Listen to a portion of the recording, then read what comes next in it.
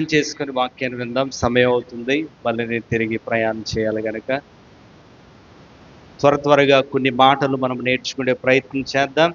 చిన్న ప్రార్థన చేస్తున్నప్పుడు ప్రభువా ఈ దినాన్ని నాతో మాట్లాడండి అని ఆసక్తి మనకుంటే దేవుడు డెఫినెట్గా మనతో మాట్లాడడానికి ఆయన సమర్థుడు. కనుక ఆశ కలిగి మనము ప్రార్థన చేసేవారిగా మనం ఉందాం. చిన్న ప్రార్థన. పరిశుద్ధుల దేవా, నీకు వందనాలు చెల్లిస్తూ ఉన్నాం.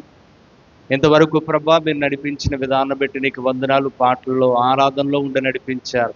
ఈ దినాన్ని ఈ నాతవారం అనే ఈ ప్రాంతంలో వాక్య పరిచర్య చేయడానికి మీరు నాకు ఇచ్చిన అవకాశాన్ని బట్టి నీకు వందనాలు.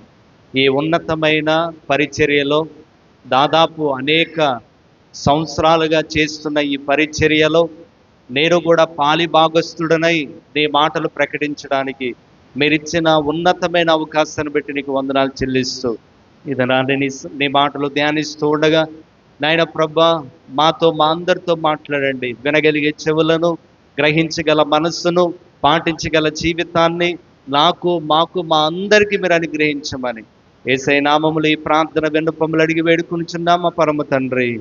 ఆమేన్, ఆమేన్. మంచిది.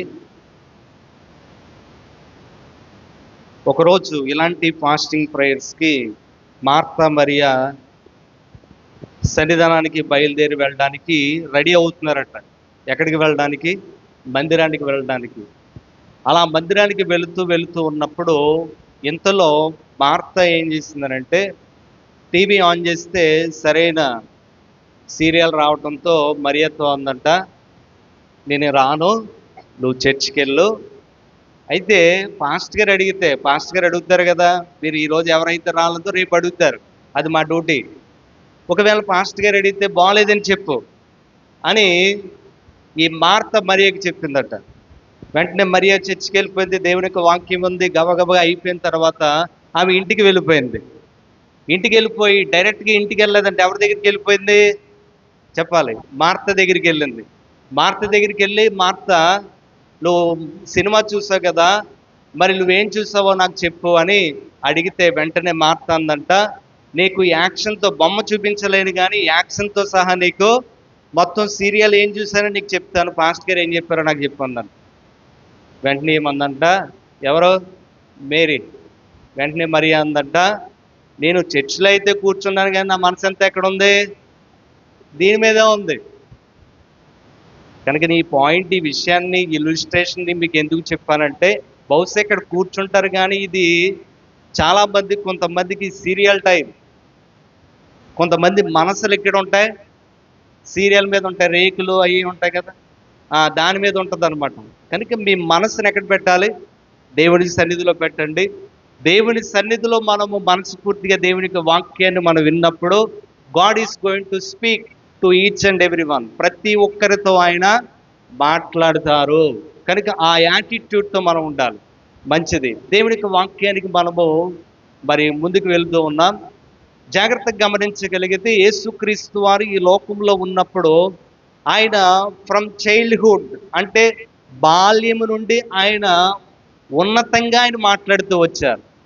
ఆయన మాటలు వింటూ ఉంటే చాలామంది అనుకునేవారు ఈయన చాలా వయసులో చాలా చిన్నవాడు కానీ మాట్లాడుతుంటే చాలా తెలివిగా మాట్లాడుతున్నారు అని అనేక మంది ఆశ్చర్యపడుతున్నట్లుగా మనం గమనిస్తాం. అయితే యేసుక్రీస్తు వారి యొక్క జీవితాన్ని మనం గమనించగలిగితే దాదాపు 33.5 సంవత్సరాలు ఆయన జీవిస్తూ ఆయన చేసిన పరిచర్యను మనం గమనించగలిగితే ఆయన చేసిన పరిచర్య చాలా తక్కువ సమయాన్ని ఆయన చేశారు కానీ ఆయన జీవితంలో ప్రతి మాట కూడా చాలా విలువైన మాటలే మాట్లాడారు. ఆయన పరిచర్యలో ఎక్కడ కూడా పొరపాటుగా మాట్లాడి సారీ అని మనం చెప్పినట్లుగా ఆయన ఏమైనా చెప్పారా? లేదు. ఎక్కడ కూడా బై మిస్టేక్లో కూడా నేను తప్పు చేశాను, దయతో నన్ను క్షమించండి అనే పదాలు ఆయన నోటి నుండి మనము వినము. అంటే యేసుక్రీస్తు వారి మాటలు, ఆయన పరిచర్య మనం గమనించగలిగితే ప్రారంభం నుండి ఆయన మరణించినంత వరకు కూడా ఆయన పరిచర్య జీవితాన్ని గమనించగలిగితే, ఆయన మాటలు గమనించగలిగితే చాలా వాల్యుబుల్ మాటలు మాట్లాడుతూ వచ్చారు. అయితే ఈ లోకంలో సమాజంలో మనం గమనించగలిగితే మన మాటలు ఎప్పుడు ఏ మాటలు విలువైన మాటలుగా భావిస్తారు అని అంటే, ఎవరైతే చనిపోయే స్టేజ్లో ఉన్నారో వెంటనే చాలామంది తల్లిదండ్రులకు సమీపంగా వెళ్తారు పిల్లలు. ఎందుకని? చివరి మాటలు అనేవి చాలా చెప్పాలి. మీరు కూడా స్పందించాలి. చివరి మాటలు అనేవి చాలా ప్రాముఖ్యమైనది. ఎందుకని? చాలామంది పిల్లలు సమీపంగా వెళ్ళడానికి గల కారణం ఏంటంటే, ఒకవేళ మా నాన్న ఏమైనా ఆస్తి ఎక్కడైనా కొన్నారేమో ఆ వివరాలు తెలుసుకోవడానికి, లేదా తల్లికి సమీపంగా వెళ్ళడానికి గల కారణం ఏంటంటే, ఒకవేళ బంగారం ఏదైనా ఎవరికన్నా ఇచ్చినా లేకపోతే ఉన్నా దాని గురించి వివరాలు తెలుసుకోవడానికి కొంతమంది చివరి మాటలు వినడానికి they use to go near to the parents. తల్లిదండ్రులకు సమీపంగా వెళ్ళి ఆ చివరి మాటలు వినే ప్రయత్నం ప్రతి ఒక్కరూ చేస్తారు. అందుకే ఏడ్చేటప్పుడు చాలామంది ఏమని ఏడుస్తారంటే, ఆ తల్లి చెప్పిందో లేదో మనకు తెలదు కానీ ఇదిగో ఈ చైన్ నన్నే తీసుకోమందని ఏడుస్తారు. నవ్వుతున్నారంటే మీలో కూడా ఉన్నారండి. ఇండైరెక్ట్ గాను డైరెక్ట్ గాను ఏమని చెప్తారు, ఈ చైన్ లేదా ఈ తాడు నన్ను తీసుకోమందని ఆ ఏడుస్తూ ఏడుస్తూ ఉన్నప్పుడే ఈ చివరి మాటలు అనేవి ప్రస్తావిస్తూ ఉంటారు. ఇదిగో నాకు ఈ ఆస్తిని సమకూర్చాడు అని చెప్పడం మనం గమనిస్తూ ఉంటాం. అయితే ఈ చివరి మాటలు అనేవి మనకు సమాజంలో మన తల్లిదండ్రులు లేదా చనిపోతున్న వారి మాటలు మనకి విలువైనదైతే, యేసుక్రీస్తు వారి యొక్క మాటలు మనం గమనించగలిగితే ఆయన పరిచర్యలో ప్రతి మాట కూడా విలువైనదే. అలా విలువైన మాటలను మనం గమనిస్తూ ఉన్నాం, ధ్యానిస్తూ ఉన్నాం.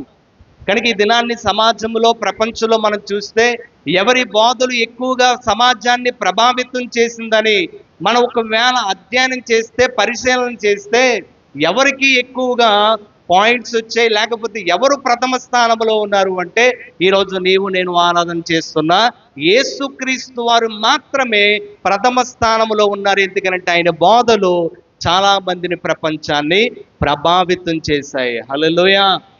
కనుక ఈరోజు మనం కూర్చున్న మనమందరం కూడా ఎవరి మాటలు మనం వింటున్నాము అంటే, మనం వింటుంది యేసుక్రీస్తు నోట నుండి వచ్చిన దేవుని యొక్క మాటలు మనం వింటున్నాం. ఆ మాటలలో ఒక మాటను మీకు తెలియజేసే ప్రయత్నం చేస్తున్నాను. మత్తయి సువార్త 5వ అధ్యాయము మనందరికీ తెలిసిన మరి వాక్య లేఖన భాగమే.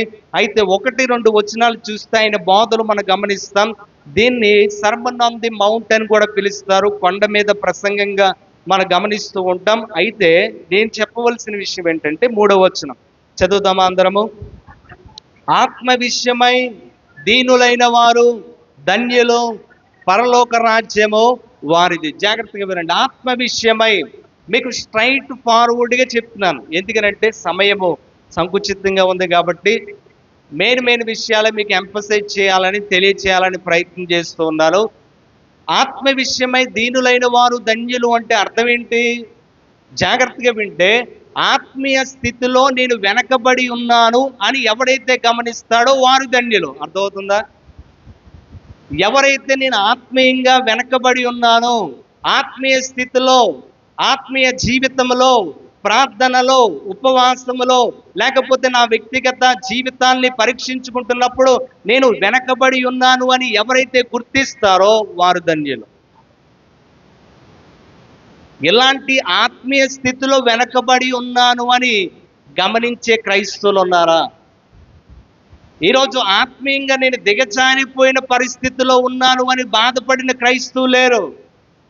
ప్రజెంట్ క్రైస్తవుల యొక్క పరిస్థితిని గమనించగలిగితే వారు ఎలా ఉంటున్నారంటే, వారు చేస్తున్న భక్తి చాలా గొప్పది అని భావిస్తూ ముందుకెళ్ళిపోయే క్రైస్తవులు కనిపిస్తున్నారు తప్ప, నేను చేస్తున్న భక్తి మురుకు గుడ్డ వంటిది అనే ఆలోచన విశ్వాసికి, క్రైస్తవుడికి రావట్లేదు. యేసుక్రీస్తు వారు ఎంత ఉన్నతమైన మాటను ఆయన తెలియజేశాడు అంటే, ఆత్మ విషయమై దీనులైన వారు ధన్యులు అంటే వీ హ్యావ్ టు రికగ్నైజ్, మనం గుర్తించాలి ఏంటి? నేను స్పిరిచువల్గా, ఆత్మీయంగా నేను దిగజారిపోయాను, నా ప్రార్థన గొప్పది కాదు, నా ఉపవాసం సరైన ఉపవాసం కాదు, నేను చేస్తున్న భక్తి సరైనది కాదు అని నువ్వు అర్థం చేసుకున్నప్పుడే నువ్వు ధన్యుడు. యేసుక్రీస్తు వారిని మనం గమనించగలిగితే ఆయన ఒక ఉదాహరణ చెప్తూ వచ్చారు. ఏంటి ఆ ఉదాహరణ అంటే, లోకాసు వార్త 18వ అధ్యాయం 9వ వచనంలో చూస్తే, అక్కడ ఒక విషయాన్ని చెప్పుకుంటూ వస్తున్నారు. ఏంటి? తామే నీతిమంతులమని అనుకొని, తామే నీతిమంతులమని అనుకునే కొంతమంది కోసం యేసుక్రీస్తు వారు చెప్తున్న మాట చదువుతారా ఎవరైనా? చదవండి. 18వ అధ్యాయం 9వ వచనం. తామే నీతిమంతులమని తమ్ము నమ్ముకొని ఇతరులను తృణీకరించే కొందరితో ఈ ఉపమానము చెప్పాను. ఏ ఉపమానం చెప్పాడు?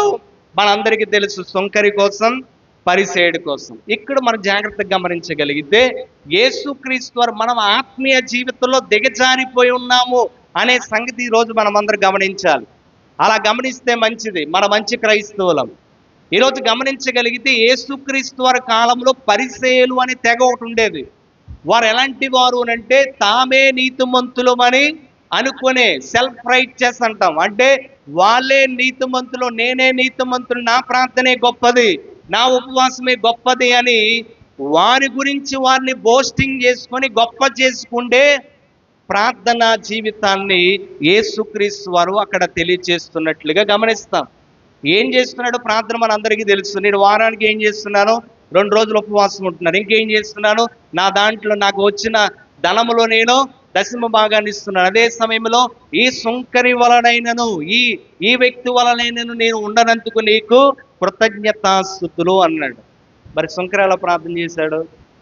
ఆయన అంటాడు, నీ వైపు చూడడానికి కూడా నేను యోగ్యుడను, even I'm not worthy to stand before you, నీ ముందు నుంచోడానికి కూడా నేను యోగ్యుడను, నీ వైపు చూడడానికి కూడా నాకు అర్హత లేదు. కంపారిజన్ మనం చూస్తే, పోల్చి మనం గమనించగలిగితే పరిసేయుడు భక్తి చేస్తున్నాడు, సుంకరి భక్తి చేస్తున్నాడు. పరిసేయుడు ప్రార్థన చేస్తున్నాడు, సుంకరి ప్రార్థన చేస్తున్నాడు. పరిసేయుడు దేవుడికి ఇస్తున్నాడు, సుంకరి దేవుడికి ఇస్తున్నట్లుగా మనం గమనించాలి. ఎందుకనంటే సుంకరి చెప్పుకోలేదు, పరిసేయుడు చెప్పుకున్నాడు అంతే. ఈరోజు గమనించగలిగితే అందుకే పరిసేయుడు కోసం చెప్తూ ఆయన అంటాడు, పరిసేయులు తామే నీతిమంతులమని అనుకుంటున్న వారికి ఉపమానం చెప్తున్న మాట ఏంటనంటే, పరిసేయులారా మీరు ఏం చేస్తున్నారంటే మీరు సంత వీధులలో ప్రార్థన చేస్తారు. అందుకే మత్తయి సువార్త 6వ అధ్యాయం 5వ వచనంలో చూస్తే వీరు ప్రార్థన, వీరి భక్తి, వీరి యొక్క చేసే పనులన్నీ కూడా అందరికీ కనిపించేలా చేస్తారు. వేషధారులు, ఇంగ్లీష్లో హిపోక్రైట్స్ అంటారు. వేషధారణమైన భక్తి. తామే నీతిమంతులము అనుకుంటున్న వారిని దేవుడు ఎలా పోల్చాడు? వేషధారులుగా పోల్చాడు. ఇప్పుడు ఈ వేషధారుల గురించి మనం ఆలోచన చేయగలిగితే వారు ప్రార్థన ఎక్కడ చేస్తారు? ప్రార్థన చేయండి పాస్టర్ గారు అని, ఒకవేళ పాస్టర్ గారు మిమ్మల్ని ప్రార్థన చేయమంటే ఆది కాండ నుంచి ప్రకటన దాకా ఇక్కడ చేసేస్తావు. ఇంటికాడ చేస్తావా? ఇంటికాడ చేస్తావా? ఇంటికాడ చెయ్యం. మరి దాన్ని ఏమంటారండి? వేషధారణ అంటారు. ఇక్కడ మొత్తం బైబిల్ అంతా తిప్పేస్తాం అటు ఇటుని. కానీ ఇంటికాడ ఒకసారైనా పొరపాటునైనా బైబిల్ తీసి చదువుతావా? ఆదివారం వస్తే కానీ ఆ బైబిల్ మనం మళ్ళీ బయటికి తీయం. అలాంటి క్రైస్తవులు ఈ దినాల్లో కనిపిస్తూ ఉన్నారు. ఈరోజు గమనించగలిగితే పరిసేయులు లాంటి వాళ్ళు ఈరోజు ఈ సంఘమే కాదు ప్రపంచవ్యాప్తంగా గమనించగలిగితే తామే నీతిమంతులు అనుకుంటూ ప్రజలకు కనబడి భక్తి చేస్తున్నారే తప్ప వ్యక్తిగత భక్తి అనేది లేదు. నేను మాట చెప్పగలను, నీవు నిజంగా వ్యక్తిగత ప్రార్థన అనేది నీ జీవితంలో లేకపోతే you are not eligible to pray in public. నీవు సమాజంలో ప్రార్థన చేసే అధికారం కూడా నీకు లేదు. ఎప్పుడు ప్రార్థన లేకపోతే, వ్యక్తిగత ప్రార్థన నీకు లేకపోతే ఇలా సమాజంలో చేసే అధికారం కూడా నీకు లేదు. అందుకే దేవుడు అంటాడు, మీరు రహస్యమందు దేవునికి కనబడినట్లు మీరు ప్రార్థన చేయండి. ప్రార్థన పర్సనల్ ప్రేయర్ ఉంటే ఇలా సమాజంలో మనం చేయగలుగుతాం. ఒకవేళ అక్కడ చేయకుంటే ఇక్కడ చేస్తున్నామంటే మనల్ని ఏమనాలి చెప్పండి? ఏమనాలి? వేషధారులు అనాలి. ఉపవాసం చేస్తే అందరికీ తెలియాలి, ముఖం ఏలేహత్వం కిందకి అందరు అడగాలి, నేను ఉపవాసం ఉన్నాను అనే సంగతి వారికి తెలిసేలా మనం ఉపవాసం చేస్తాం. కానీ బైబిల్లో ఏమంటారు? మత్తయి సువార్త 6వ అధ్యాయం 16వ వచనంలో మీరు ఉపవాసం చేస్తున్నప్పుడు కపట భక్తుల వలె కాకుండా we have to maintain secret fasting. అంటే ఇలా సమాజంగా మనం ఉపవాస ప్రార్థనలు చేయొచ్చు, తప్పేం కాదు. యోవేలు గ్రంథంలో మనం గమనించగలుగుతాం. అందరూ కలిసి ప్రార్థన చేయాలని ఒక పిలుపును మనం గమనిస్తాం. పాత నిబంధన గ్రంథంలో తరచుగా మనం గమనిస్తూ ఉంటాం. అయితే ఒకవేళ నేను అంటున్నాను, మనము ఇలా సమాజంగా కాకుండా వ్యక్తిగతంగా ఏమైనా అలవాట్లు ఉన్నాయా? వ్యక్తిగతంగా ఏమైనా ఫాస్టింగ్స్ మనం చేస్తున్నామా? వ్యక్తిగత ప్రార్థన జీవితం మనకు ఉందా? ఒకవేళ లేదు, ఒకవేళ ఇక్కడ ఉంది అని అంటే చర్చిలో మనం ఏం చేస్తున్నట్లు? నటిస్తున్నట్లు. నటన ఎంతకాలం అండి? నటన ఎంతకాలము? కొద్ది కాలమే. మా నాన్నగారు వాళ్ళ చెల్లి, వారు హైదరాబాద్లో సినీ ఇండస్ట్రీలో ఉంటారు. వారు చిన్నతనంలో మా నాన్నగారు చనిపోతే మేము తాతయ్య గారి దగ్గరికి వచ్చేస్తే మా నాన్న తరపున రిలేటివ్స్ అందరూ కూడా ఇలా సిటీస్కి వెళ్ళిపోయి ఇలా సినిమా షూటింగ్లో సెటిల్ అయిపోయి వెల్ సెటిల్డ్గా ఉన్నారు. వారు మమ్మల్ని అనేక సందర్భాల్లో సేవ చేస్తున్నారు, మీకేం వస్తుంది అనే ఆలోచన వారికి ఉంటూ అనేక సందర్భాల్లో మమ్మల్ని కూడా వచ్చేయమనేవారు. అయితే మన సేవకు వచ్చింది ధనం కోసం రాలేదు కదా, సేవకు వచ్చింది బాధలు పడడానికి వచ్చాం. మీరు నిందిస్తే అవమానిస్తే అదే పూలదండగా భావించి సేవ చేయడానికి వచ్చాం, అంతేగాని ధనం కోసమో కాదు. వారికి తెలియదు. అయితే వాళ్ళు సినీ ఇండస్ట్రీ కనుక వాళ్ళు ఏ యాక్షన్ చెప్తే ఆ యాక్షన్ చేస్తారు. ఇప్పుడు నేనున్నాను, నేను ముసలివాడిగా యాక్టింగ్ చేయాలని యాక్షన్ ఇచ్చారనుకోండి, అప్పుడు తలకి ఏం చేస్తారు? రొంగేసేస్తారు అనమాట. అది ఎంతకాలం అలాగే ఉండిపోతాడు జీవితాంతం. అది ఎంతకాలం అంటే కొద్ది కాలం. అంటిల్ ఫినిష్ ద మూవీ, అంటే సినిమా అయ్యేంత వరకే, ఆ యాక్షన్ అయినంత వరకే ఆ నటన.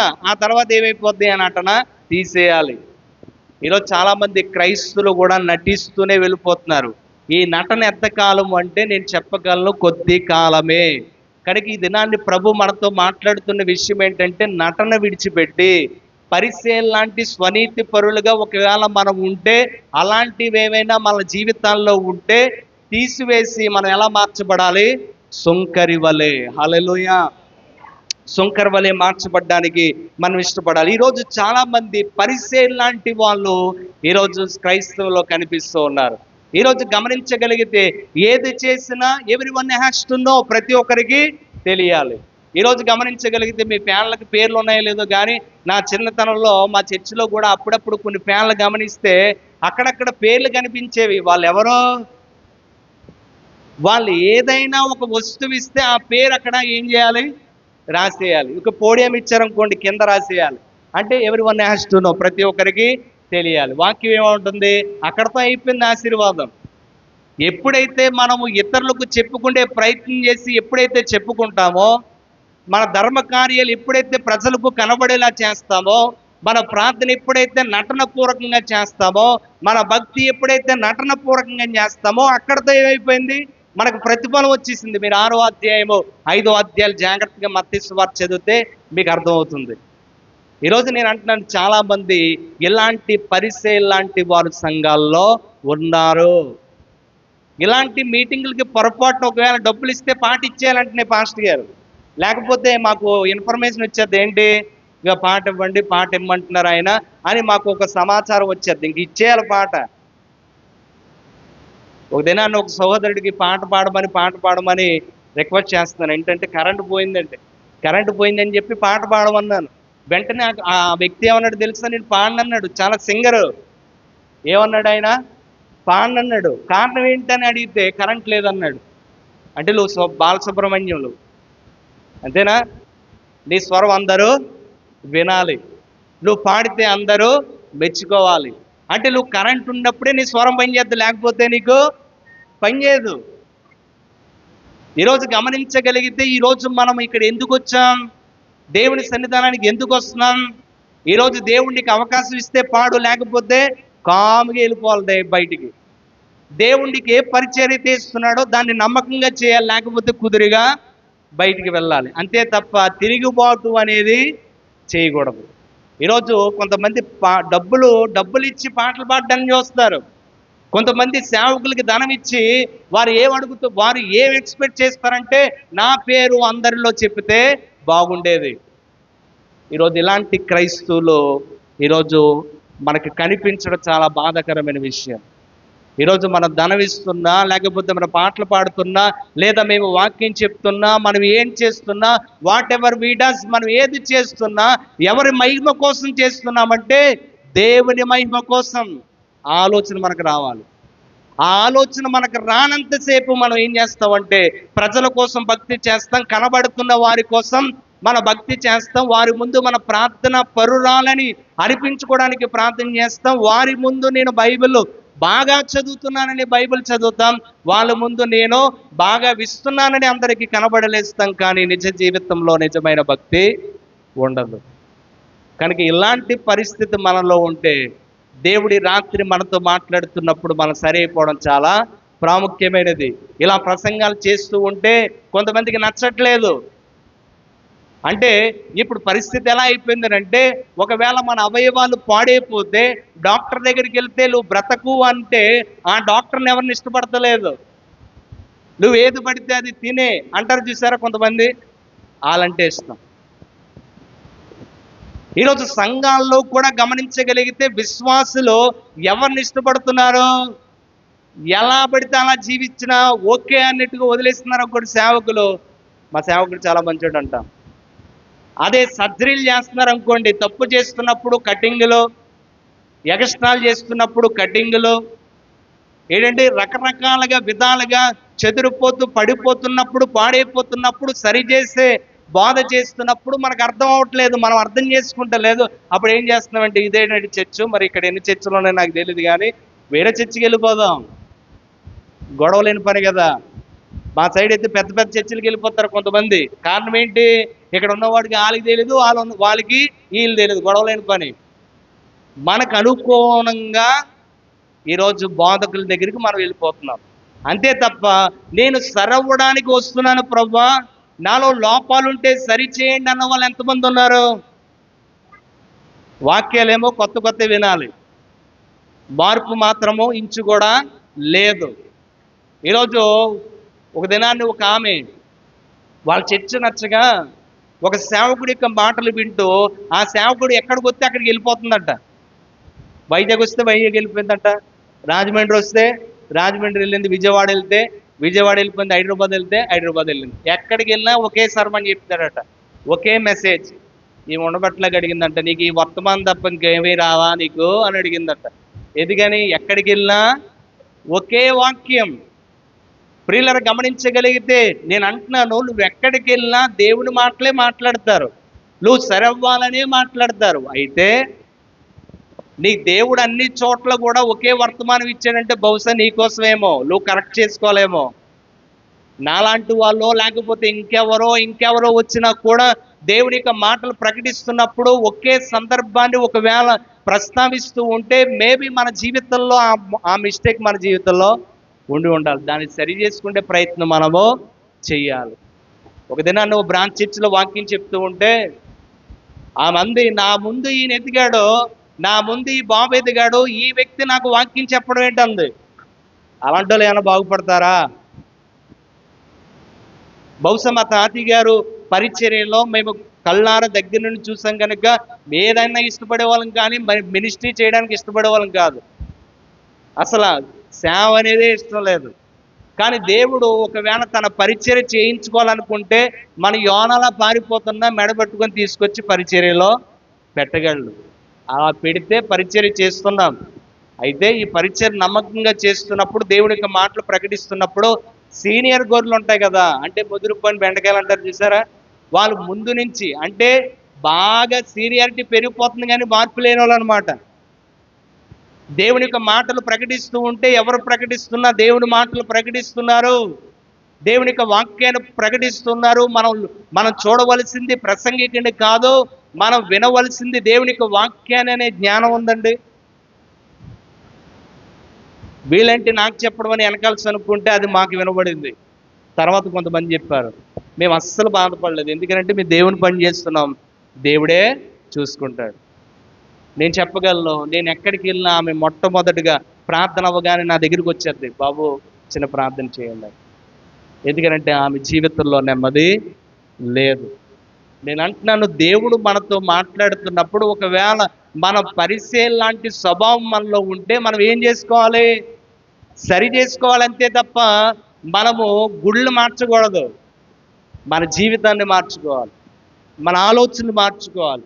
పరిచయం లాంటి తలంపు ఉంటే మనం మార్చుకోవడానికి ఇష్టపడాలి తప్ప మనము వ్యతిరేకంగా ప్రయాణం చేస్తే దేవునికి వ్యతిరేకంగా మనం ఏది చేసినా అది వర్ధిల్లదు. హల్లెలూయా. కనుక ఈ దినాన్ని మనం గమనించగలిగితే ఈరోజు సరైన అవగాహన లేదు ఎవరికి, పరిసేయుడికి.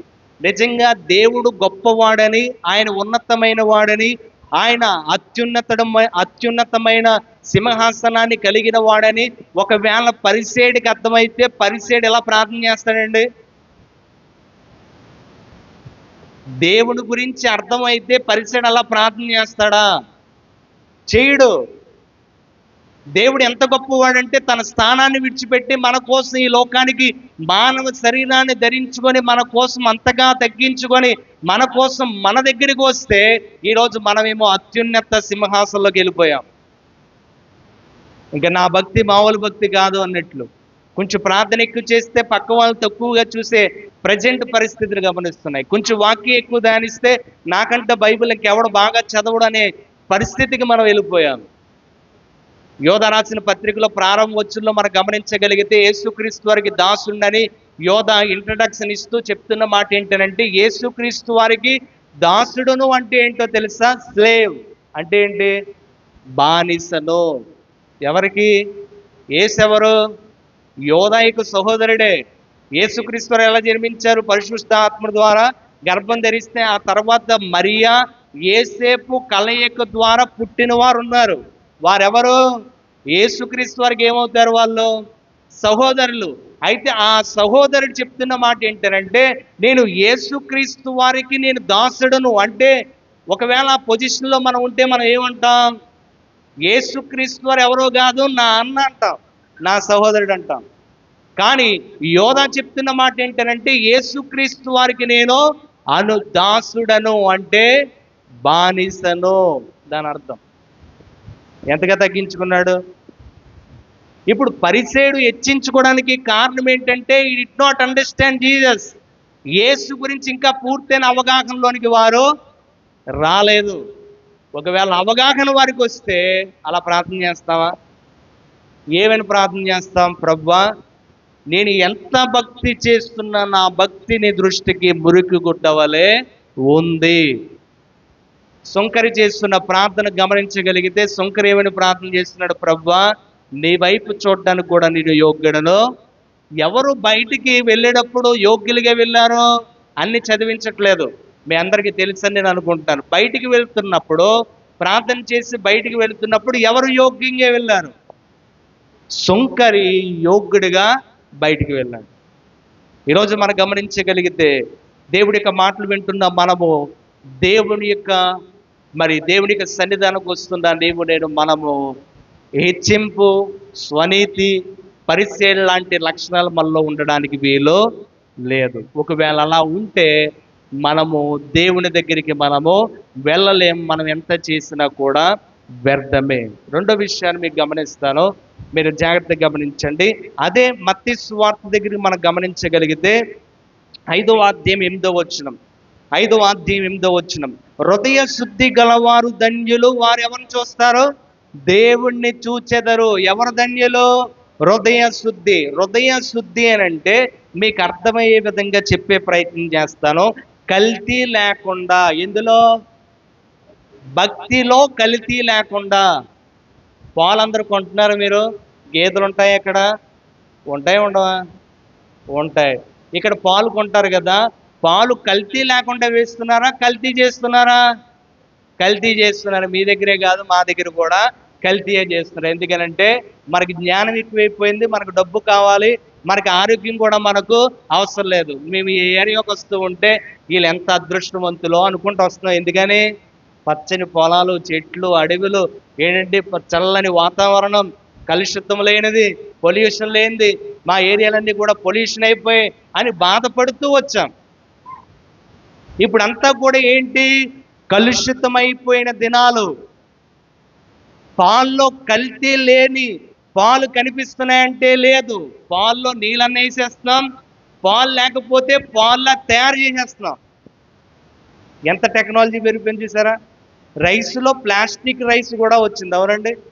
అవి ఎందులో ఇంక్లూడ్ చేస్తారు? మామూలు రైస్లో పెట్టేస్తారు. ఏది ప్లాస్టిక్ బియ్యమో ఏది మామూలు ఒరిజినల్ బియ్యమో చెప్పలేని పరిస్థితిలో మనం ఉన్నాం. అది మనకేం కావాలి?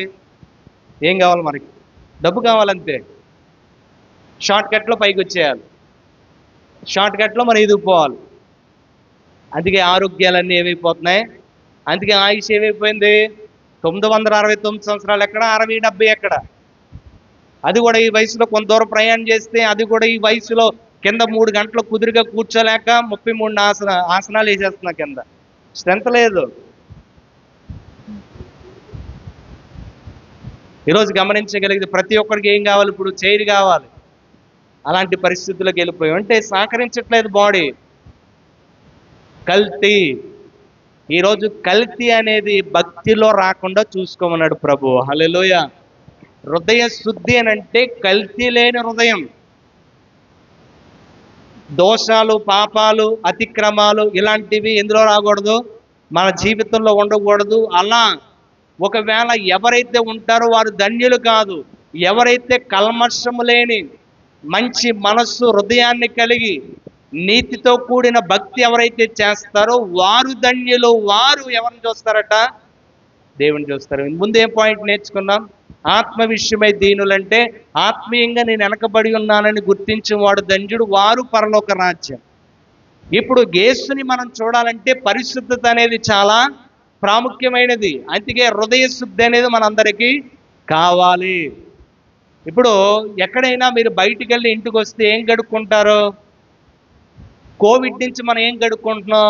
చేతులు కడుక్కుంటున్నాం. అంతవరకు మనం ఏం చేసేవాళ్ళం? లేదా పట్టించుకునే వాళ్ళం కదా. ఏం చేసేవాళ్ళం? ఆటలో చేయడేసినా, ఇందులో చేయడేసినా మొత్తానికి భోజనం చేసేవాళ్ళు. కానీ వన్స్ కోవిడ్ ఎంటర్ అయిన తర్వాత కొంచెం కేరింగ్ అనేది పెరిగింది.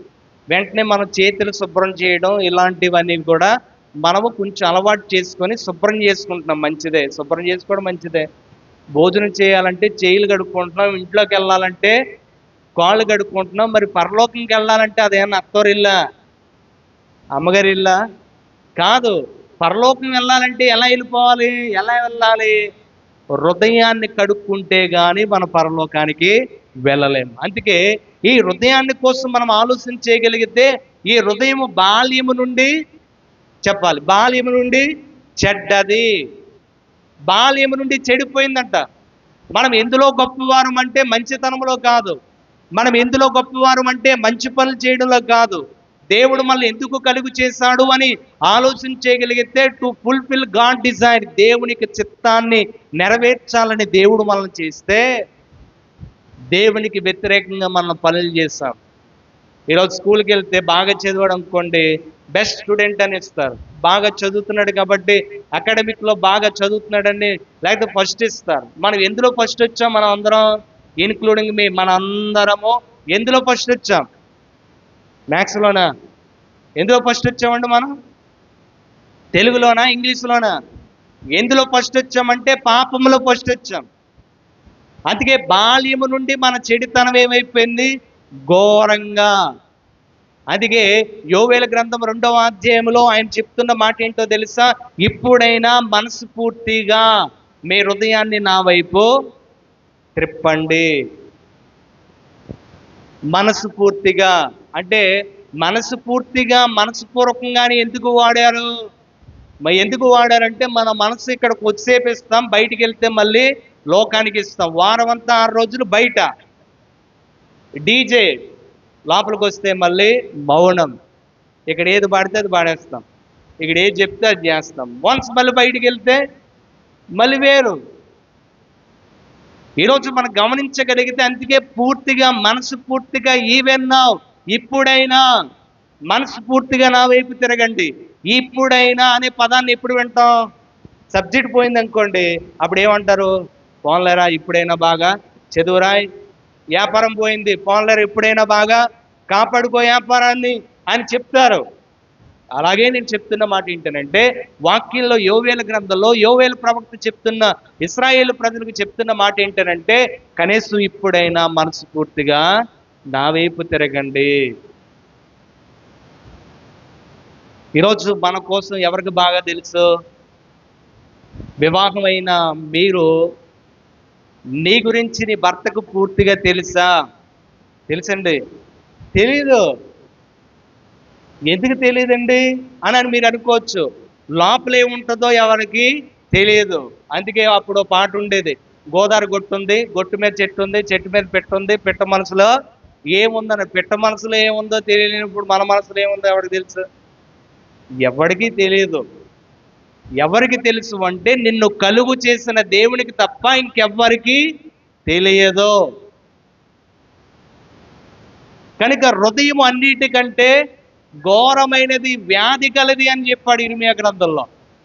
అందుకే ఇప్పుడు మనము ఆయన వైపు తిరిగేటప్పుడు ఎలా తిరగాలంట? హృదయపూర్వకంగా, సగసగం కాదు, హృదయపూర్వకంగా. అందుకే మత్తయి సువార్తలో మనం గమనిస్తూ ఉన్నప్పుడు అక్కడ మనం గమనిస్తాం, 15వ అధ్యాయం 7-9 వచనాలు మనం గమనించగలిగితే అక్కడ ఒక మాట ఉంటుంది. ఏంటి? ఈ ప్రజలు తమ నోటితో నన్ను ఆరాధన చేస్తున్నారు, నా దగ్గరికి వస్తున్నారు, కానీ వారు హృదయము దూరంగా ఉంది. అంటే దాని అర్థం ఏంటి? మనం ఇక్కడికి వస్తే పాటలు పాడతాం, కానుకలు ఇస్తాం, అన్నీ చేస్తాం, అన్నీ ఇక్కడ ఏది చేస్తాం అక్కడ అన్నీ చేస్తాం, కానీ మన హృదయం ఎలా ఉందట? దూరంగా ఉంది. ఇది నువ్వు వివాహం చేసుకున్న నీ హృదయం నీ భర్తకి తెలియదు, నీ భర్త యొక్క హృదయం భార్యకి తెలియదు, నీ పిల్లలు ఏం చేస్తున్నారో కూడా నీకు తెలియదు. ఈ మైక్ ఎవరైతే కలుగు చేస్తారో ఈ మైక్ చేసిన వాడికి తెలుసు. ఈరోజు నీ గురించి నా గురించి ఎవరికి బాగా తెలుసు అంటే కేవలం యేసుక్రీస్తు వారు మాత్రమే, అనగా క్రీస్తుకు మాత్రమే తెలుసు. హల్లెలూయా. కనుక ఈ దినాన్ని ఈ హృదయం కోసం దేవునికే తెలుసు. అందుకే ఈ దినాన్ని మనం గమనించగలిగితే ఈరోజు ఎందుకు భార్య భర్తలు విడిపోతున్నారు? సీక్రెట్స్. అవునండి. ఇతను ఏం చేస్తున్నాడో ఆమెకి తెలియట్లేదు, ఆమె ఏం చేస్తుందో తెలియట్లేదు. అందుకే సెల్ ఫోన్లు ఏమొచ్చేసాయి? పాస్వర్డ్లు వచ్చేసాయి. పాస్వర్డ్ ఎవరికి? పాస్వర్డ్ ఎందుకు మెయింటైన్ చేయాలి? ఒకవేళ బయట మన సెక్యూర్గా ఉండడానికి, అంతే తప్ప హస్బెండ్ అండ్ వైఫ్ దగ్గర పాస్వర్డ్లు ఉండకూడదు. అందుకే చాలామంది విడిపోయే ప్రయత్నాలు కూడా చేస్తూ ఉన్నారు.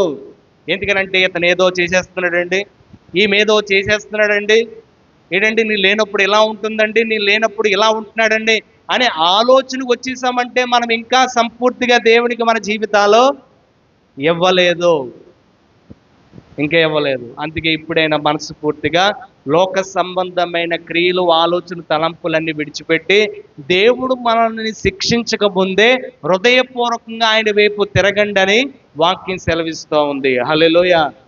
మనకు అర్థం అవడం కోసం ఒకసారి యోవేలు గ్రంథం 2వ అధ్యాయం 12వ వచనం చదువుదామా? ఇప్పుడైనను మనస్ఫూర్తిగా చదవండి. ఉపవాసముండి కన్నీరు విడిచుచు దుఃఖించుచు మనస్ఫూర్తిగా తిరిగి నా యొద్దకు రండి. మనస్ఫూర్తిగా తిరిగి నా యొద్దకు రండి. ఇదే యెహోవా వాక్కు. కిందకి వెళ్దామా? నీ దేవుడైన యెహోవా కరుణ వాత్సల్యము గలవాడను, శాంతమూర్తియు, అత్యంత కృపగలవాడై ఉండి తాను చేయనుద్దేశించును కీడును చేయక మాని ఆయన పశ్చాత్తాపడును గనుక మీ వస్త్రములు కాక మీ హృదయములు చింపుకోండి. హల్లెలూయా. మీ హృదయములు చింపుకొని ఎవరి వైపు తిరగాలట? ఆయన వైపు తిరగండి. ఆయన వైపు అంటే దేవుని వైపు తిరగడం. ఈరోజు మనం గమనించగలిగితే హృదయము అన్నిటికంటే ఘోరమైనది, దాన్ని గ్రహించువాడు దేవుడు మాత్రమే. ఈరోజు ఎవరైనా కన్సీవ్ అయ్యారనుకోండి, బాబు లోపల ఎదుగుతున్నాడా లేదా అని టెస్టులు చేస్తున్నారు. మెయిన్ స్కాన్ ఏంటనుకుంటున్నారు? టిఫా స్కాన్ అంటారు. దాంట్లో అసలు బేబీ లేకపోతే గ్రోత్ లేకపోతే అన్ని అవయవాలు ఎదుగుతున్నాయా లేదా అనేది టిఫా స్కాన్లో తెలుస్తుంది. ఈరోజు నేను అంటున్నాను, ఒకవేళ నువ్వు టిఫా స్కాన్ చేయించుకున్నా, సిటీ స్కాన్ చేయించుకున్నా, ఏ స్కాన్ చేయించుకున్నా మన గురించి ఎవ్వరికి తెలియదు, ఏ రిపోర్ట్లో కూడా రాదు. కానీ ఎవరికి తెలుసు అంటే నిన్ను నన్ను కలుగు చేసిన దేవుడికి మాత్రమే తెలుసు. అందుకే దేవుడికి మరుగైందేమీ లేదు. అందుకే ఇప్పుడు ఈ హృదయాన్ని ఎవరికి ఇవ్వాలి? ఎవరికి తెలుసు? బాగా దేవుడికి తెలుసు. అందుకే దేవుని ముందు మనం నటించిన పని అవ్వదు. అందుకే మీ నటన మానేసి మనసు పూర్తిగా నా వైపు తిరగండి అని చెప్పే ప్రయత్నం. హల్లెలూయా. కనుక ఈ దినాన్ని మనస్ఫూర్తిగా మనం ఎవరి వైపు తిరగాలంటే దేవుని వైపు. ఎందుకనంటే ఈరోజు ఈ హృదయంలో మార్కు సువార్త 7:21 మనం గమనించగలిగితే మనిషి హృదయములో నుండి ఏమొస్తున్నాయంట? చెడ్డ తలంపులు, వ్యభిచారం, లైంగిక అవినీతి పనులు, హత్యలు, దొంగతనాలు, దుర్మార్గం, మోసం, కామ కామ వికారం, అసూయ, దూషణ, గర్వం, ఇంకా మనం గమనించగలిగితే మూర్ఖత్వం, ఇవన్నీ కూడా ఎక్కడి నుంచి వస్తున్నాయి? లోపల నుంచి వస్తున్నాయి. అందుకే మీ హృదయాన్ని నాకు ఇవ్వండి. Turn your heart. మీ హృదయాన్ని నా వైపు త్రిప్పండి, మనస్ఫూర్తిగా నా వైపు తిరగండి అని ఎవరు చెప్తున్నారు అంటే సాక్షాత్తు దేవుడు చెప్తూ ఉన్నాడు. హల్లెలూయా. ఈరోజు దేవునికి మాటలు వింటున్నా నీవు నేను మనమందరం కూడా దేవునికి మరుగైంది ఏమీ లేదు కనుక నటన ఆఫ్ చేసి స్వనీతిని ప్రక్కన పెట్టి హృదయాన్ని శుద్ధి చేసుకునే ప్రయత్నం మనం చేద్దాం. హల్లెలూయా. హృదయాన్ని శుద్ధి చేసుకునే ప్రయత్నం చేద్దాం. మీరు ఎప్పుడైనా వంటలు చేస్తే ఎప్పుడైనా ఒక 2 రోజులు అలా వదిలేసారా? పాత్రలో వదిలేస్తే ఎలా ఉంటుంది? వాసన వస్తుంది కదా. ఒకవేళ అలా వదిలేసి వాసన వస్తున్న దాంట్లోనే కూర ఎప్పుడైనా వండారా? నాకు తెలిసి ప్రపంచంలో ఎవడో వండడు. అంటే పాడైపోయిన వెజల్స్ ఏమైతే ఉన్నాయో, పాత్రలు ఏమైతే ఉన్నాయో, ఆ పాత్రలో ఎవడు నాకు తెలిసి ఇప్పుడుకొచ్చి వాడిన తర్వాత వాడిన పాత్రను శుభ్రం చేయకుండా ఎవడు వంట చేయడు. వాడిన పాత్రలేమో శుభ్రం చేసుకొని మళ్ళీ వాడుకుంటున్నాం. మనం మాత్రం మన హృదయంలో ఎంతో చెత్త పోగు చేసుకొని, అసూయ పోగు చేసుకొని, లేకపోతే రకరకాల ఉద్దేశాలతో మనం ఉండి ఆ ఉద్దేశాలు అలాగే కంటిన్యూ చేస్తూ మళ్ళీ మనకి జనవరం లేదా మళ్ళీ ఇలా ఉపవాస మీటింగ్ వస్తేనే కానీ మళ్ళీ మన హృదయం అటువైపు తిరప్పం. మరి ఎంత కొంపు ఉంటుంది మనలో ఒకసారి గమనించండి. అందుకే దేవుని యొక్క వాక్యంలో ఏమన్నాడు? మీరు పై పెదవులతో నన్ను ఆరాధన చేస్తున్నారు కానీ మీ హృదయం దూరంగా ఉంది. ఇక్కడ దేవుని పాటలు పాడుతావు, సిగ్గు లేకుండా బయటికి వెళ్ళి ఏం పాడతావు? సినిమా పాటలు పాడతాం. ఇక్కడ దేవుని యొక్క వాక్యం వింటాం, బయటికి వెళ్ళి సిగ్గు లేకుండా సినిమాలు చూస్తాం, సీరియల్ చూస్తాం. నీ బ్రతికేనా బాగుపడిందా? సీరియల్ చూసి నీ కుటుంబాన్ని ఏమైనా కట్టుకున్నావా? నీ కుటుంబం అంతా ఒక మాట మీద ఉందా? సీరియల్ ఏమో సిగ్గు లేకుండా కుటుంబంగా చూసి ఏ మాత్రం కూడా చీమ కుట్టినట్లు లేకుండా కలిసి భోజనం చేసి వ్యర్థమైనవన్నీ చేయడానికి చూడడానికి కుటుంబంగా వెళ్తాం. చర్చికి మాత్రం ఒకరు వస్తాం. నువ్వు వెళ్ళా ఈరోజు, రేపు నేను వెళ్తాను. ఇలాంటి భక్తి మనం చేస్తున్నాం. అందుకే మన హృదయం ఎక్కడ ఉందంట? ఇంకా మనసు పూర్తిగా ఇవ్వలేదు, ఇంకా హృదయం పూర్తిగా మనం ఇవ్వలేదు. పాత నిబంధన గ్రంథంలో ఇశ్రాయేలు ప్రజలు లోకం వైపు తిరిగినట్లుగా ఈరోజు మనం కూడా ఇంకా పూర్తిగా మన ప్రభు వైపు తిరిగే పరిస్థితి కనిపించట్లేదు. లోకం బయటికి వెళితే లోకానికి ఆకర్షింపబడిపోతున్నాం, లోపలికి వస్తే దేవునికి మాటలు వెనుక వస్తే బాధపడుతున్నాం, బయటికి వెళ్తే మళ్ళీ మామూలే.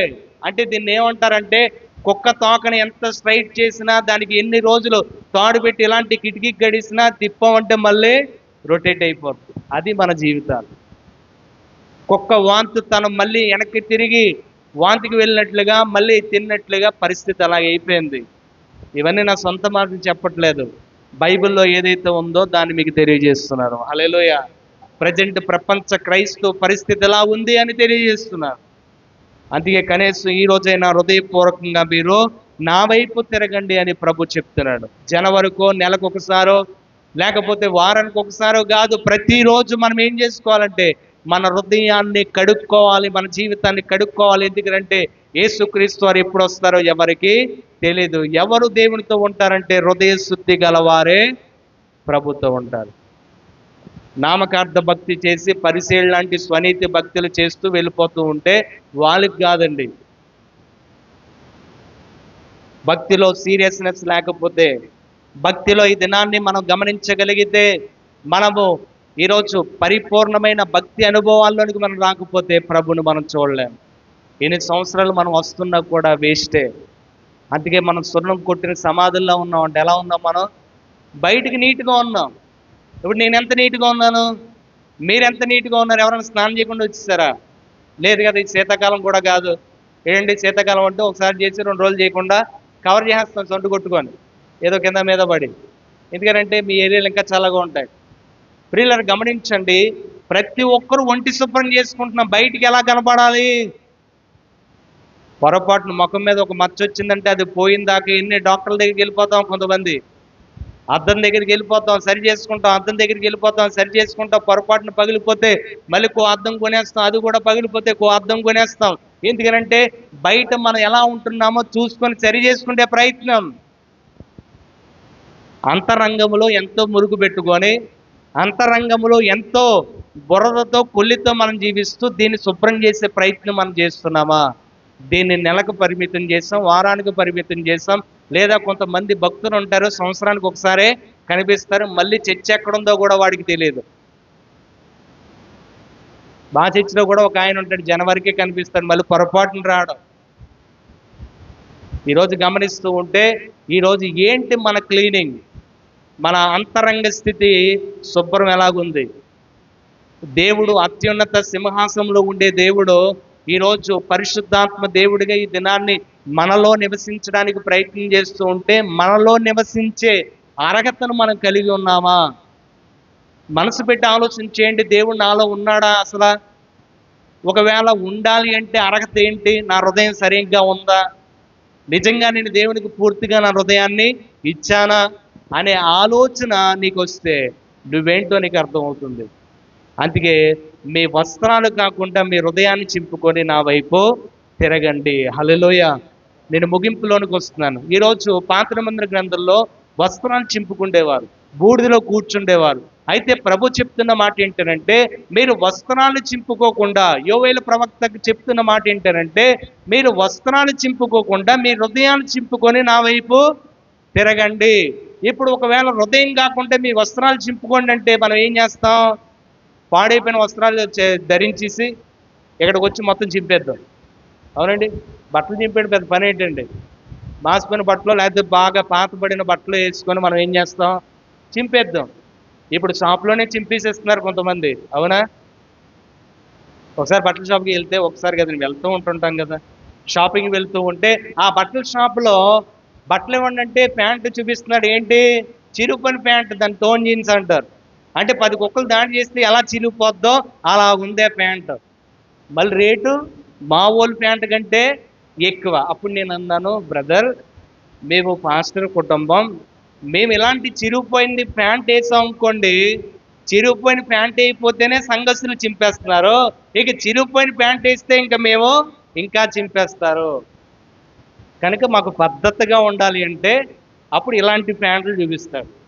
ఇప్పుడు అన్నీ ఏంటి? చిరిగిపోయిన ఫ్యాషన్, అంత ఓపెన్ అన్నమాట. ఈరోజు నిజంగా మీ వస్త్రాలే చింపుకోండి అని అంటే చింపుకోవడం పెద్ద విషయం కాదు. కానీ ప్రభు ఏమన్నాడో తెలుసా? అన్నిటికంటే ప్రాముఖ్యమైనది, ఘోరమైనది, ఎవరికి తెలియనిది, అది దేవుడికే తెలిసిన ఆ హృదయాన్ని నాకు ఇవ్వండి. మీ హృదయాన్ని చింపుకోండి. చింపుకోవడం అంటే చింపేయడం కాదు, మనసు పూర్తిగా ఇంకా లోకాన్ని అసహించుకొని దేవుని వైపు మనము తిరగడము. హల్లెలూయా. ఈరోజు మనం గమనించగలిగితే తిరుగుతున్నామా? ఒకసారి ప్రార్థన చేశాడు, ఎవరో తెలుసా? దావీదు. ఒకసారి కాదు, రోజు 3 సార్లు చేసే అలవాటు ఉంది. మనం రోజుకి 3 సార్లు తినే అలవాటు ఉంటుంది. కానీ ఆయనకి ఏ అలవాటు ఉంది? దేవుడికి ప్రార్థన చేసే అలవాటు ఉంది. ఆ అలవాట్లో ఒక దినాన్ని తప్పు చేస్తే, ఆ తప్పు నాతాను ప్రవక్త ద్వారా తెలియజేస్తే, ఆ తెలియచేయబడిన తర్వాత కవర్ చేసుకున్నాడు ఆయన. ఏడ్చి ప్రార్థన చేస్తున్నాడు, ఈ ప్రభువా హిమము కంటే తెల్లగా నన్ను మార్చు ప్రభువా, నీ కనికరము నీ ప్రేమను నాకు చూపించి నాలో ఉన్న దోషాన్ని, నీ చేసిన అతిక్రమాన్ని నన్ను క్షమించు ప్రభువా అని ఏడ్చి ప్రార్థన చేసి ప్రభు వైపు తిరిగాడు. అందుకే కొత్త నిబంధన కాలంలో అపోస్తలుడైన లేకపోతే పౌలు గారు చెప్తున్న మాట ఏంటంటే, దావీదు దేవునికి ఎలాంటి వాడట? హృదయానుసారుడు. అంటే ఏంటి?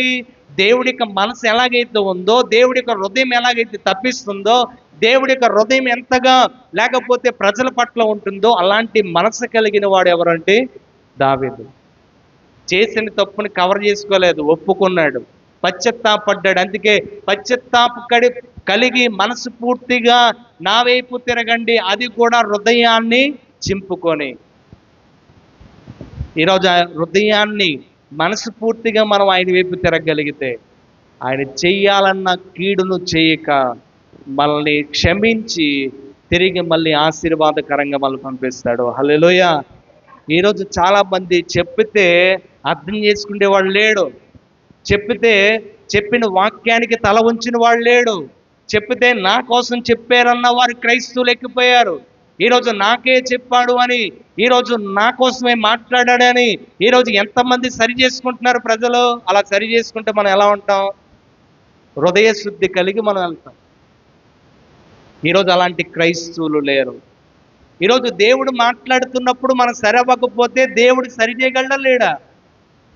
ఆయన సరి చేశాడంటే మళ్ళీ మనం సరవ్వడం చాలా కష్టం. ఆయన ఒక దెబ్బ కొట్టాడంటే మళ్ళీ లేవడం కూడా కష్టం. నీకు ఒకవేళ అమెరికా డాక్టర్లు తెలిసినా కూడా వారు కూడా ఏమీ చెయ్యలేరు.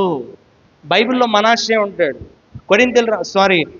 సెకండ్ క్రానికల్స్ అనగా 2వ దినవృత్తాంతంలో 33వ అధ్యాయము 10వ వచనం నుంచి చూస్తే మీరు ఇంటికి వెళ్ళి చదవండి. అక్కడ తెలియచేస్తున్నాడు మనాషే, నీ ద్వారా అనేక మంది ప్రజలు అన్య దేవతల వైపు చూస్తూ, రాజు చెడిపోయాడంటే ప్రజలందరూ ఏమైపోతారు? ఆటోమేటిక్గా లోకం వైపు వారు చూస్తారు. అందుకే మనాషేతో చెప్తున్న మాట ఏంటంటే, నా వైపు తిరుగు, దేవుని మాట విను అని చెప్తూ ఉంటే మనాషే విన్నాడా? వినలేదు. అలా వినలేనప్పుడు వెంటనే మనాషేను ఏం చేశాడంటే చెరలోకి పంపించాడు. ఎక్కడ పంపించాడు దేవుడు? చెరలోకి పంపించాడు. అక్కడికి పంపించిన తర్వాత, ప్రభువా నీవు నిజమైన దేవుడు అని నాకు అర్థం అవుతుంది అన్నాడు. ఎప్పుడు? దెబ్బ తగిలినప్పుడు. చెప్పినప్పుడు అర్థం కాలేదు, చెప్పుతుంటే రైట్లో పడలేదు. దేవుడు చెప్పినప్పుడు మనం వినకపోతే ఆయన ఒకవేళ ఎలా మనలను త్రిప్పగలడో ఆయనకి తెలుసు. ఎలా త్రిప్పగలడు ఆయన? మాటల ద్వారా, బోధల ద్వారా రాకపోతే బాధల ద్వారా ఆయన రప్పించగలడు. అందుకే మనాషేను చెరకు పంపించాడు. ఈరోజు మనం గమనించగలిగితే దేవుడు మాట్లాడుతున్నప్పుడే మనం ఏమైపోవాలి? చెప్పాలి, సరే అయిపోవాలి. అలా సరైన వాడే హృదయ శుద్ధి గలవాడు. అలా సరవడానికి ఇష్టపడుతున్న వాడే దేవునికి ఇష్టమైన వాడు. అలాంటి వారి ఒక దినాన్ని పరలోకానికి వారసులు దేవుణ్ణి చూస్తారు. హల్లెలూయా. కనుక ఈ దినాన్ని మనం ఆలోచన చేయగలిగితే, దేవుడు మాటలు వింటున్న నీవు నేను మనమందరము కూడా ఈరోజు హృదయపూర్వకంగా మనం ఆయన వైపు తిరుగుదాం. హృదయాన్ని చింపుకొని ఆయన వైపు తిరుగుదాం. ఎందుకంటే దేవుడు మాట్లాడుతున్నప్పుడు సరి అవ్వడం చాలా ప్రాముఖ్యమైనది. ఒక దినాన్ని ఒక వ్యక్తి మందిరానికి మానిస్తే పరిచర్యలు ఇలాంటి అనుభవాలు సేవకులకు ఉంటాయి. అనేక సందర్భాల్లో వెళ్ళి చెప్పాము, బ్రదర్ మీరు మానేయడం మంచిది కాదు, మీరు రావాలి, దేవుని సన్నిధికి రావాలి. ఎన్నో ఇబ్బందులు ఉన్నా, ఒకవేళ చర్చిలో పడకపోయినా, నేను అర్థం చేసుకోకపోయినా, నీకే గౌరవం ఇవ్వకపోయినా, మన దేవుని కోసం వస్తున్నా, మానేయకూడదంటే ఆయన ఏం చేశాడు అంటే మానేశాడు. మానేసిన తర్వాత అనేక సందర్భాల్లో వెళ్ళి బ్రతిమాలితే మమ్మల్ని కూడా రావద్దు అని ఖచ్చితంగా చెప్పేశాడు ఆయన. అలా చెప్పేసిన తర్వాత మీరు నమ్మరు, కొన్ని రోజులకు ఆయన కాళ్ళు చేతులు పడిపోయాయి. ఆ తర్వాత ఆ వ్యక్తి వచ్చి కన్నీరు కార్చి చాలా ఇబ్బంది పడ్డాడు. మళ్ళీ మాకు కబురు వచ్చింది, వెళ్ళాం. ఏ వ్యక్తి అయితే మమ్మల్ని రావద్దన్నాడో మళ్ళీ అదే వ్యక్తి మమ్మల్ని పిలిచాడు. వెళ్ళాం, మళ్ళీ ప్రార్థన చేస్తే మెల్లిగా నడవడం ప్రారంభించాడు. వచ్చి మైకు పట్టుకొని చెప్పిన మాట ఏంటో తెలుసా? నేను అమ్మగారిని రావద్దని ఖచ్చితంగా చెప్పాను. అలాగని బాధపడి ఏడ్చి తన పాపాన్ని సన్నిధిలో ఒప్పుకున్నాడు. హల్లెలూయా. నేను అంటున్నాను, ఇక్కడ కూర్చున్న మనము దేవుడు మనతో మాట్లాడుతున్నప్పుడు సరైపోతే ఆ విధానం వేరు. లేదు పర్లేదులే అనుకొని ఒకవేళ దేవునికి వ్యతిరేకంగా, సేవకుని మాటలకు, వాక్యానికి వ్యతిరేకంగా ఒకవేళ మనం ప్రయాణం చేస్తే ఆయన శిక్షిస్తే మనము తట్టుకోలేము. ఆయన పనిష్మెంట్ ఇస్తే లేవడం కూడా కష్టము. ఆయన మనం అవకాశం ఇవ్వకుండా, ఆయన మన మీద ఒకవేళ లేకపోతే పనిష్మెంట్ అయితే ఇవ్వడానికి ఆయన ఉన్నాడో, ఆ పనిష్మెంట్ నుండి, ఆ శిక్ష నుంచి మనం తప్పింపబడాలంటే ఇప్పుడైనా మనస్ఫూర్తిగా ఆయన వైపు తిరగండి. ఇంకన్నీ మానే, దాన్ని పట్టించుకోలేదు, నాకు ప్రార్థన ఇవ్వలేదు, నాకు పాట ఇవ్వలేదు, లేదా నేను ఇది చేస్తే నాకు చెప్పలేదు, ఇలాంటి చండీ స్టోరీలన్నీ ఏం చేయాలి? పాతి పెట్టేయండి. ఎదగండి. పాలు తాగే వయసు కాదు మంది. ఇప్పుడు సహజంగా మనం ఏం తింటున్నాం? కక్క లేకపోతే ముద్ద దిగదు. మరి మీకు దిగుతుందో లేదో మాకు తెలియదు. ఏంటంటే మొక్కుంటే కానీ లోపలికి ముద్ద వెళ్ళదు పరిస్థితి అది. అందుకే ఇశ్రాయేలు తినలేకపోతున్నాం అన్నారు. ఏంటి? టమాటాలు ఉల్లిపాయలు ఏం తినలేకపోతున్నాం బాబోయ్ అని అంటే దేవుడు మళ్ళీ వాళ్ళ దగ్గరికి ఏం కురిపించాడు? పూరేళ్ళు కురిపిస్తే కానీ ముక్కులోంచి వచ్చేదాకా వాళ్ళు ఏం చేశారు? తింటానే ఉన్నారు. ఈరోజు నేను అంటున్న మాట ఏంటనంటే, ఈరోజు శారీరకంగా మనం బలమైన ఆహారం తింటున్నాం, ఆత్మీయంగా మనం తినే స్థితిలో మనం వెళ్ళామా? ఇంకా అలుగులే, ఇంకా పట్టించుకోలేదండమే, ఇంకా నామకార్థ భక్తే, ఇంకా పైన భక్తే.